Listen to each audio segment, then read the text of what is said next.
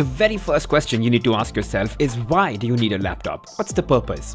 And your answer would lead you to one of three kinds of laptops, either a Chromebook or a Windows 10 laptop or an Apple laptop. If you're looking to just browse the internet or use some cloud-based apps and you're on a really tight budget, then Chromebooks would be the way to go. But let's say you already have the iPhone or the iPad and you want to use iMessages, iCloud, you want to use AirDrop, and you've got the budget, then the MacBook Air and the MacBook Pro are really good options to consider. But for majority of you, Windows 10 laptops would be the way to go because there's just so much more variety to choose from, and that's where this video acts as a guide. Now there are four things to think about primarily when purchasing a laptop. You got to look at the storage type, the processor, the RAM, and the graphics. And these four things alone form majority of your experience with the laptop. It's not the size, the color, the weight. Those things are secondary. But whether your laptop can perform and do the things that you purchased it for is going to be important.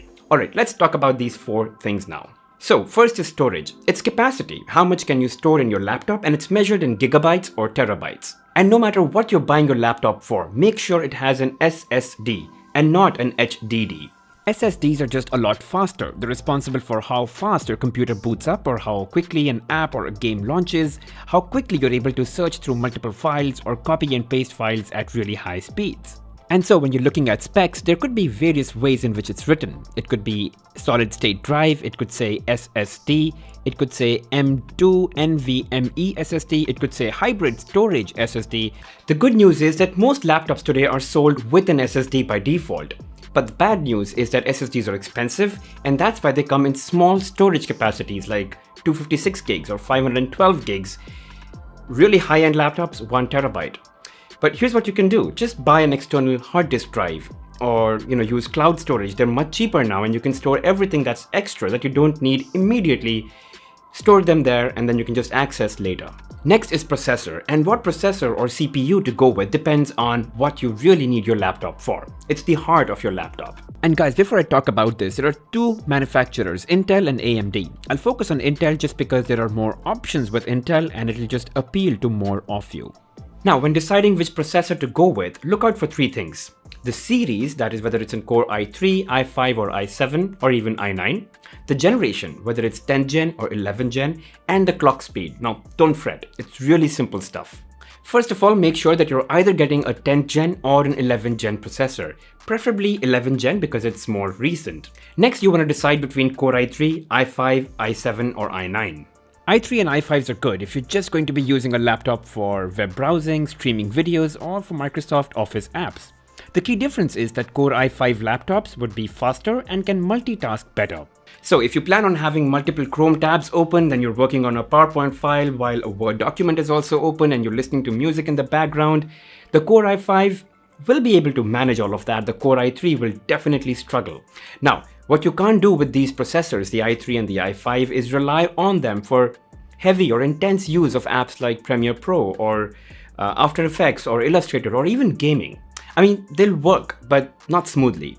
And that's when Core i7 comes into pictures. If you're looking at using a laptop for creative work or intense multitasking or gaming, Core i7 would be the way to go.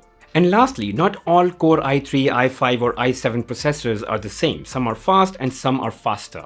And a very quick and easy way to check that would be, let's say you're comparing laptops. Copy the model number of the processor and go to Google and search for clock speed of that processor. You can just paste that model number and Google will throw up the clock speed. 4.2 gigahertz is quite fast actually, but since you're comparing, you can take the other model number, paste that, and see if it's higher. Generally, higher is better, but do mind that this only holds true if you're comparing two processors that belong to the same generation and to the same series. If you look at Pentium or Celeron written anywhere, just run away. I mean, don't get those computers, they're really slow and really old. Not the way to go. Alright, next is RAM, and it's probably the simplest one. Usually, it's more the merrier.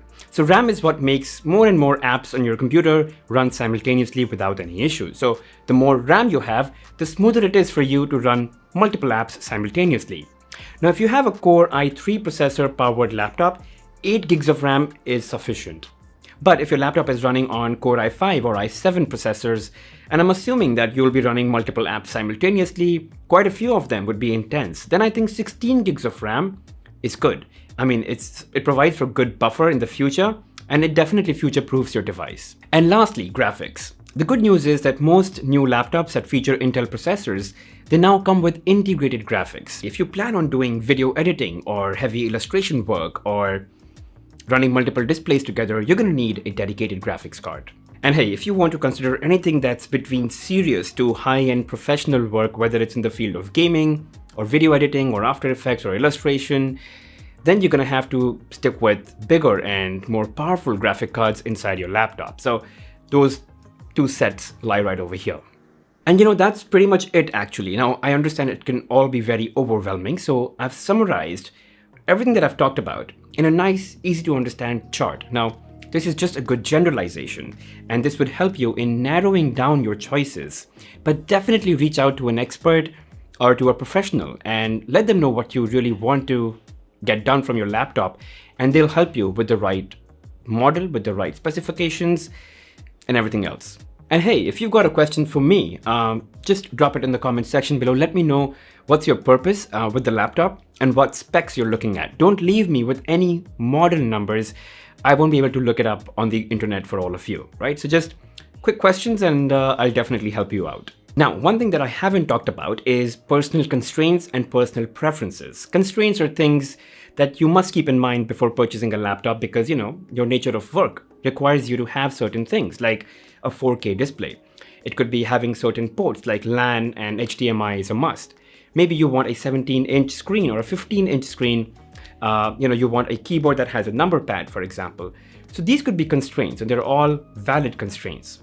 But all of these factors can really shorten the available laptops for you. Try not to get these factors compromise on the performance piece. Almost all of this can be achieved using extra peripherals or accessories. You can always buy an additional monitor, which is 4K, and plug it in. You can always buy a number pad keyboard separately and use it, connect it using USB. You can always buy more ports with a Type-C adapter. And then there are personal preferences, things like color, size, and weight.